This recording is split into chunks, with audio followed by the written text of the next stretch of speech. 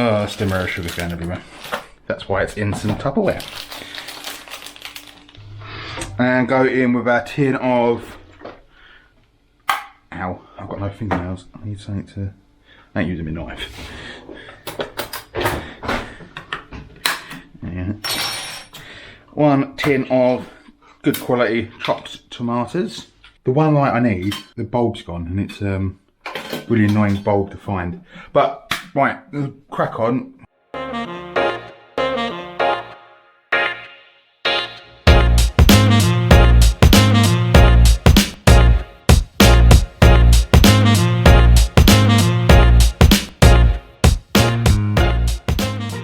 Crack on.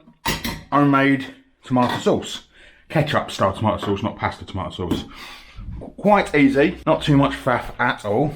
All we're going to do is we're going to very finely dice a red onion. A shallot, a white onion, yellow onion, brown onion, whatever colour onion you fancy is fine. I'm going to very finely dice this because I'm going to leave the whole thing a little bit chunky. I don't know why I needed air quotes. If you want super smooth, proper ketchup-y consistency ketchup, you can run it through a blender or use a hand blender, immersion blender, to get it really smooth. If you're going to do that, you can leave your onions a bit chunkier. So, a few herbs and spices. So, like I said, this is a ketchup-y style tomato sauce. So it's a bit heavier on the vinegar. Well, it's quite heavy on the vinegar and the sugar. It also, if you want a quick tomato sauce, this isn't a quick tomato sauce.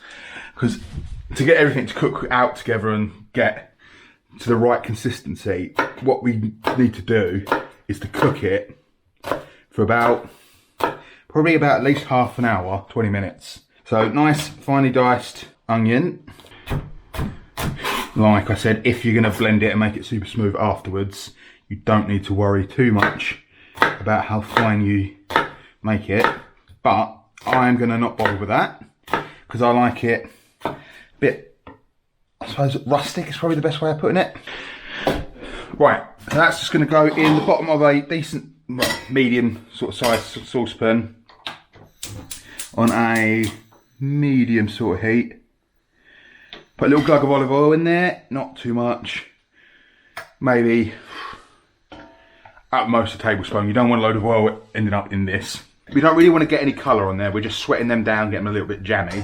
I'm just going to go in there with a little pinch of salt to begin with, just to help sweat those onions down. So not so much going in here. Tin of chopped tomatoes. I'm going to put in a bit of tomato paste, tomato puree, garlic and onion granules, a bit of ground allspice, and some smoked paprika. But what really gives it the ketchup-y flavour is brown sugar and vinegar. So this is just distilled white malt vinegar. Apple cider vinegar works. Most vinegars would probably be alright. You want to have a little bit of an experiment, but I wouldn't go with any really fancy expensive vinegars because they're going to get lost in this. So just a basic sort of vinegar. Brown sugar, because nice and sweet. What I would say is you can mix around with this. You can add some chilli in there if you want a bit of spice. You can chuck in some garlic if you want it a bit garlicky. If you've got a ketchup that you really like, it's a different ketchup to just a normal tomato sauce, have a look at the ingredients list on there. And if that's got same in it, it's like, oh, I'll experiment with that. I'll have a play with that. Fill your boots. Right. So onions are sweated down a little bit. We're going to go in there now with about a tablespoon of tomato puree. What you can do if you want, completely different recipe, I don't know why I'm bothering telling you, just use a whole tube of tomato puree and water it down instead of using tin tomatoes. But that's, I suppose, technically a different recipe. Right, so again, let's take a step back for a minute. Just going to let that tomato puree cook through. Right, tomato puree should have cooked down a fair bit, should have got a bit darker, a bit sticky to the pan almost. So we're essentially going to deglaze that with a tablespoon. Measuring spoons are in the shop. In the dishwasher, isn't it? Tablespoon of vinegar. So just going to deglaze the pan essentially with that.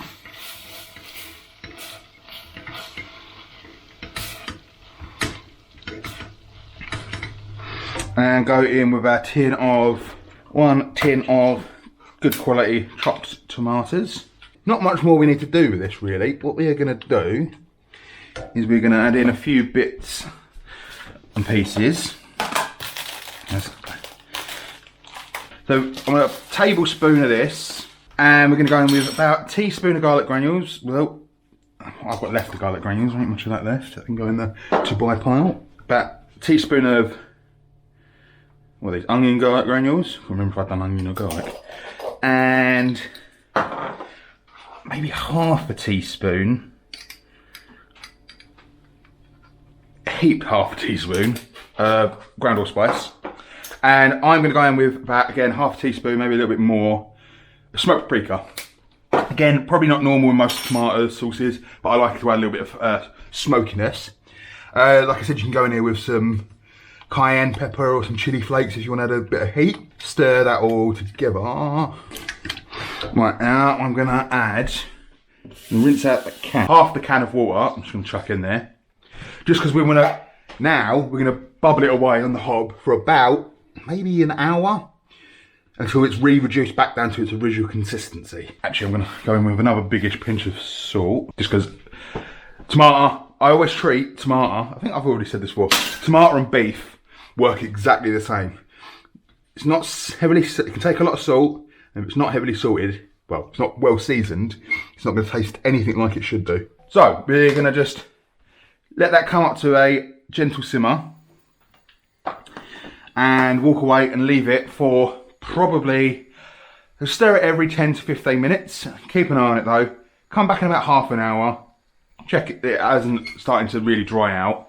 But as long as you keep it on a nice little gentle simmer, you will probably find that it will take best part of 45 minutes. Just to, it's up to you what consistency you want.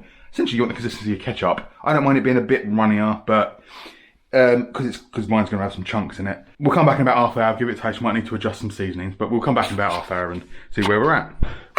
Right, back. So I'm cooking down for about half an hour, like I said. Now's the perfect time to have a taste. If you like where it is, it's fine. What you can do as well as enough is, if you haven't got a blender, if you haven't got a food processor or a immersion blender or a stick blender, if not, potato masher, just give it a little crushy.